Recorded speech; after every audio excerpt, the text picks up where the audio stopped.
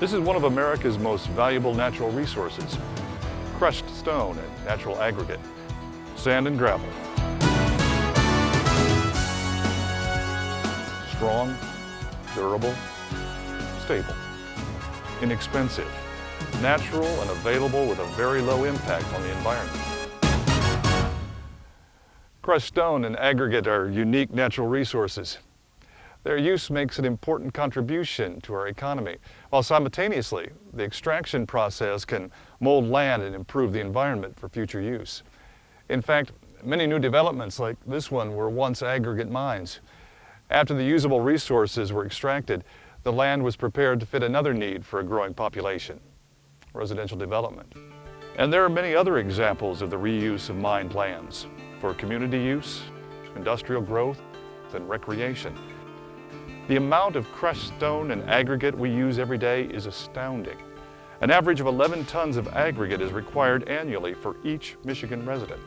A new home will use between 300 and 400 tons of aggregate, and approximately 12,500 tons of aggregate are used in every 1 mile of a 2-lane highway.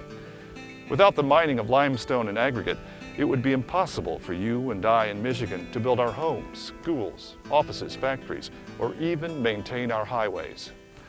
Now, you'd think that such a basic natural material would be available everywhere and forever, but unfortunately, that's not the case. Stone and aggregate occur only where nature put them, not where people need them. Some areas of our country, even our state, are entirely devoid of usable stone and aggregate. And some potential sources are inaccessible, buried far too deep, making them uneconomical to mine. Still, other sources lack the necessary chemical makeup to be useful in construction. Mankind also factors into the scarcity with development. In Maryland, for instance, 80% of the state's valuable stone and aggregate reserves have been lost to development. To prevent this loss, some states like California and provinces like Ontario and Canada now require cities to define mining reserves, just like any other natural resource. Here in Michigan, we're fortunate. Our state has been blessed with deposits of both natural aggregate and limestone. But it's important to recognize that the availability of these valuable natural resources, just like any natural resource, is limited. In our case, by geography and by quantity. Those limited resources therefore need to be carefully preserved for future generations.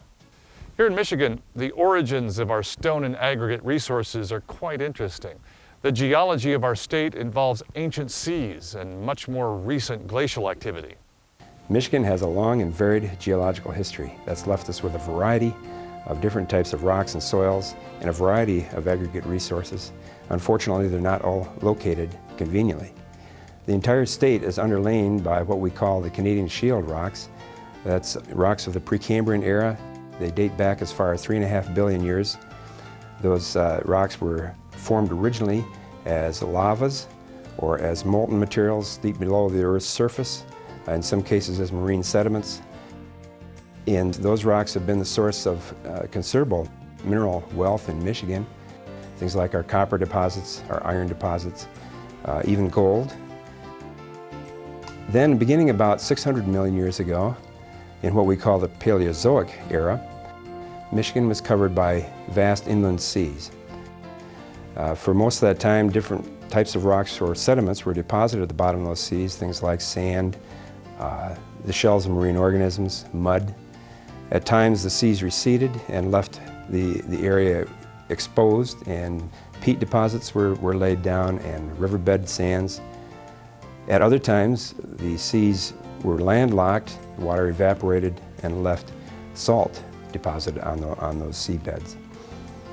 Those rocks of the Paleozoic era are the source of Michigan's oil and gas resources, source of most of our industrial brine and building stone. The limestones of the Paleozoic rocks can make very good aggregate resources also, particularly where they're exposed close to the surface. That occurs in the eastern end of the Upper Peninsula, in places around the tip of the Lower Peninsula, in southeast Michigan, and in some localities in the Thumb. And then, about 2 million years ago, the Ice Age began. Ice from a continental glacier started advancing from the north into the state, covered Michigan, and extended on into the states to the south of us. That ice, as it advanced, it scraped up a lot of the rock, and it deposited that ground up rock in other places in what we call glacial drift. Where the glacial drift was deposited directly by the ice is termed till. Till is a mixture generally of clay, silt, sand, gravel, and boulders. It doesn't generally make a good aggregate resource.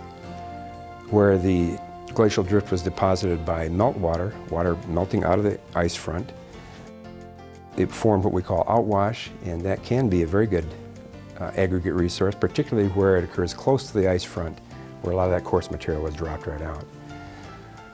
The areas of glacial outwash tend to be good aggregate resources, but they don't just occur everywhere.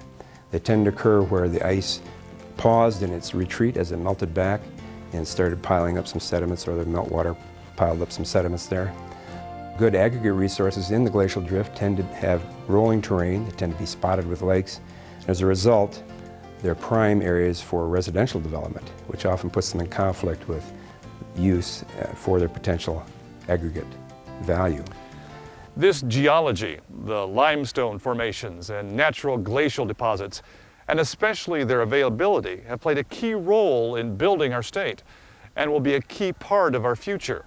Even our unique position amid the Great Lakes plays a role in the distribution of aggregate. Many of Michigan's cities are really linked, their development is linked with availability of aggregate.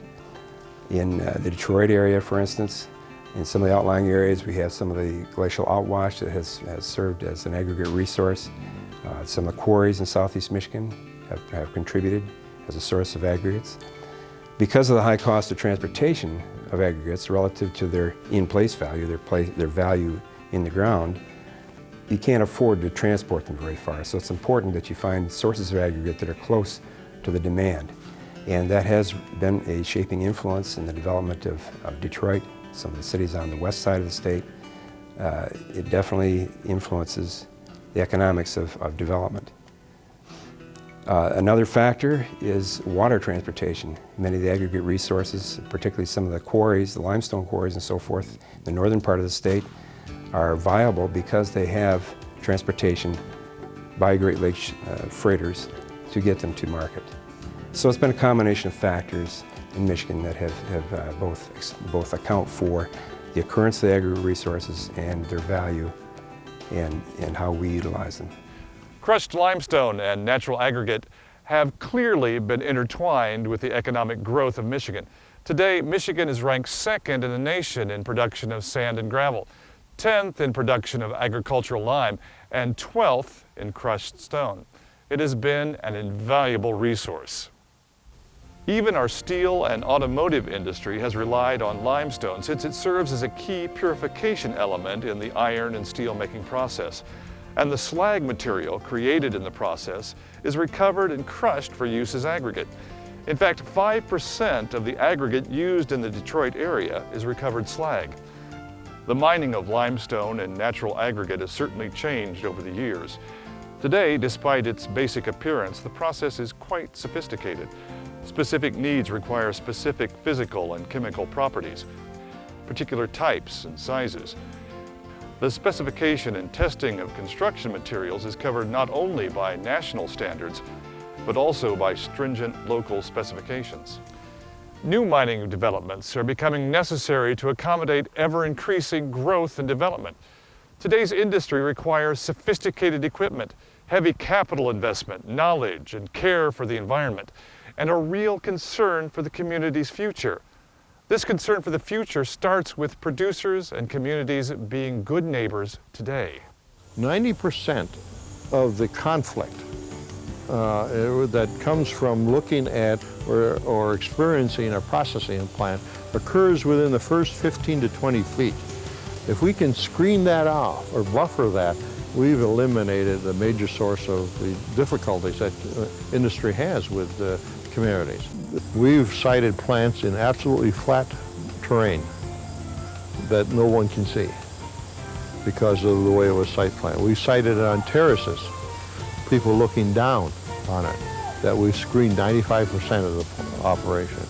Dust and noise is really a minor problem to resolve. It's a problem that has to be addressed, but the technology is there to deal with it. One of the techniques that you use in dust control is having a regular watering suppression system. And that includes a watering truck over the haul roads and in the pit. And these are common practices. So a little bit of forethought on how you handle your earth materials, how you locate your processing plant, how you enter your site will reduce a lot of the potential conflicts.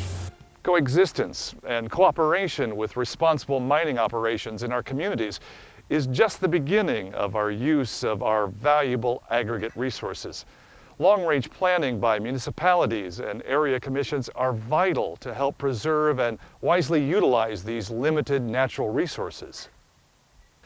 The mining industry also recognizes its role, not only as suppliers, but as temporary architects of the land, with the opportunity and ability to reshape the land to fulfill needs as diverse as community use, industrial growth, recreation, agriculture, and even wetland creation.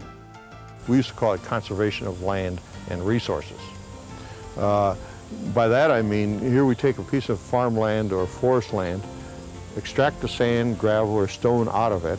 In the process of extracting the sand, gravel, and stone, we build a new environment or a new landscape that's suitable for housing, for more farmland, for recreation, for industrial sites, whatever is appropriate for that particular area of the community. I think it's only been recently that we've begun to fully understand the significant social, economic, environmental value of wetlands. President Bush said we'll have no net loss of wetlands as a national policy in the country. And of course, folks want to see something happen in a short as possible period of time. I think you have to be more patient. There are examples all across the country of some just spectacular wildlife reserve areas and wetland areas that have been created through the mining and reclamation of these lands. Crushed stone and natural aggregate are unique resources. Natural, strong, inexpensive, yet extremely valuable, available. But just like any number of our natural resources, they can be lost forever without understanding and careful management. It's up to us, communities, producers, governments, and individuals to plan responsibly for our future.